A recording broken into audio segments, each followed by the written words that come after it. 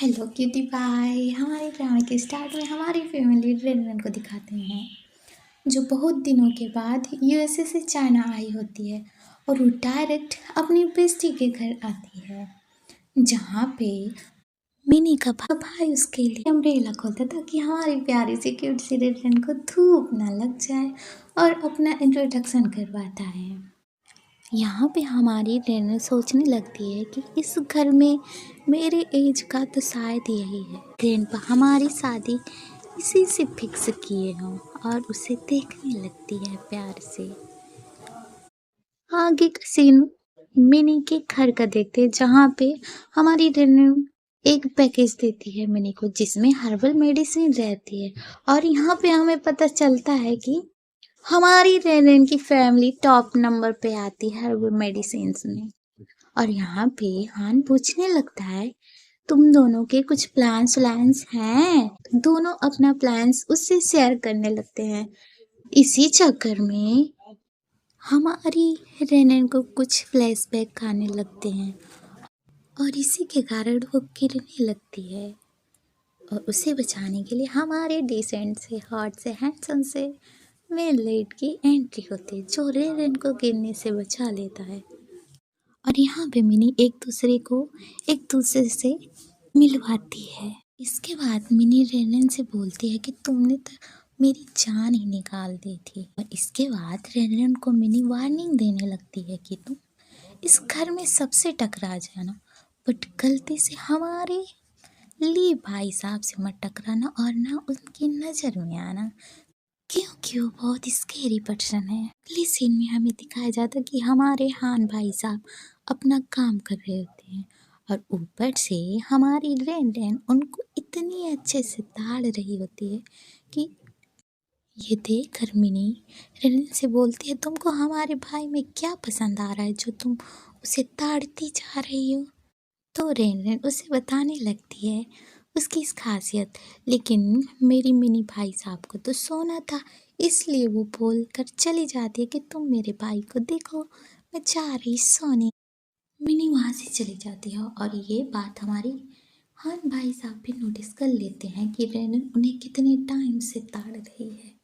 यहाँ पे सीन हम रात का देखते जहाँ पे एक फ्लावर लेकर उसका प्लेट तोड़कर रेनन ये सोच रही थी वो मुझसे शादी करेगा या नहीं, हाँ या ना। इतने में हमारे लिए भाई साहब उसके पीछे आ जाते हैं जो फ्रिज खोलकर कुछ निकालने के लिए आए थे। नहीं बस हमारी रेनन देखती रह जाती है और इसी वक्त हमारी कहानी फ्लैशबैक में जाती जहाँ पे एक छोटी सी बच्ची रो रही होती है जहाँ पे लिन आकर उसे एक एप्पल देते हैं। कहानी फ्लैशबैक से प्रेजेंट में आती है तो यहाँ भी सेम वैसे ही होता है जैसे बचपन में हुआ था। उसे एक एप्पल ऑफर करते हैं हमारे ली भाई साहब और हमारे लीन भाई साहब वहाँ से चले जाते और हमारी रेनन सोचने लगती है इसे देखकर मेरी हार्ट बीट कितनी फास्ट क्यों हो जाती, क्या मैं इससे डरने लगी हूँ। और फिर यहाँ पे सुबह का सीन दिखाया जाता है जहाँ पे रेनन कॉल पे बात कर रही होती है और उसे पता चलता है कि उसके ग्रैंडपा का छोटू सा एक्सीडेंट हो जाता है और वो तुरंत मिनी को बताकर अपने घर निकल जाती है अपने ग्रैंडपा से मिलने के लिए। उसके ग्रैंडपा उससे मिलकर बोलते हैं ये छोटू सा एक्सीडेंट है तो इतनी घबरा गई जैसे लगा कि मैं मर गया हूँ। और उसके ग्रैंडपा उसके फियांसी के बारे में बताने लगते हैं। उसका भाई रहता है वो भी बोलता है कि अच्छा हुआ तुम्हारी शादी हो जाएगी, कम से कम हमारी जान तो छूटेगी तुमसे। रेवन सोच में पड़ जाती है कि अब इतनी जल्दी शादी करना सही रहेगा या नहीं रहेगा। इतने में हमारे इस असिस्टेंट भाई साहब आ जाते हैं ये बताने की कि उनकी फैमिली वाले रिश्ते की बात करने के लिए आए हुए हैं। यहाँ पे सब लोग उनसे मिलने के लिए चले जाते हैं लिविंग एरिया में। उसका कजिन भाई पूछता है तुम शादी के लिए रेडी तो हो, फिर से डाउट में चली जाती है। अपने भाई से बोलती है शायद वो ही लोग रिश्ते के लिए मना कर दे। उनका भाई बोलता है ऐसा तो हो ही नहीं सकता क्योंकि शादी का प्रपोजल सामने से आया था सब लोग मिलने के लिए। यहाँ पे मिनी रेरन को इशारे करती है और वहाँ पे दिखाया जाता है मिनी के पापा और उनकी मम्मी को जो बहुत सारे ज्वेलरी सब लाए थे हमारे रेन के लिए। रेन सोचने लगती है जिसकी शादी है वो तो दिखाई नहीं दे रहा और सारे लोग दिखाई दे रहे हैं, क्या वो नहीं आया?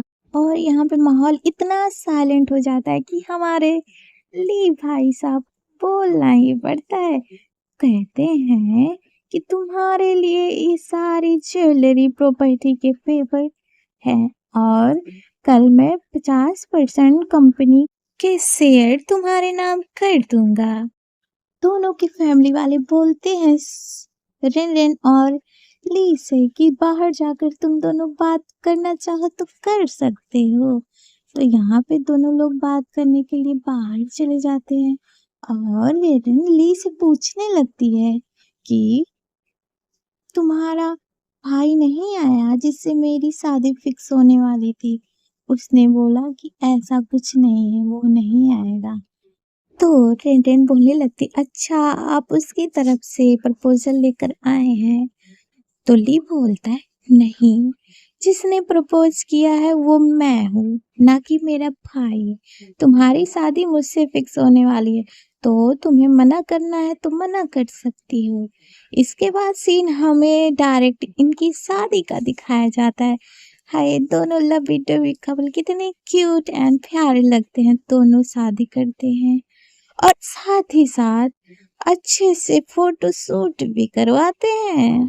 और यहाँ पे रात का सीन दिखाया जाता है जहाँ हमारी रन और हमारे ली भाई साहब एक ही रूम में होते हैं और आगे की स्टोरी पार्ट 2 में दिखाएंगे क्योंकि बहुत ज्यादा बड़ा पार्ट हो जाएगा। बाय बाय क्यूटी बाय, अपना ख्याल रखना।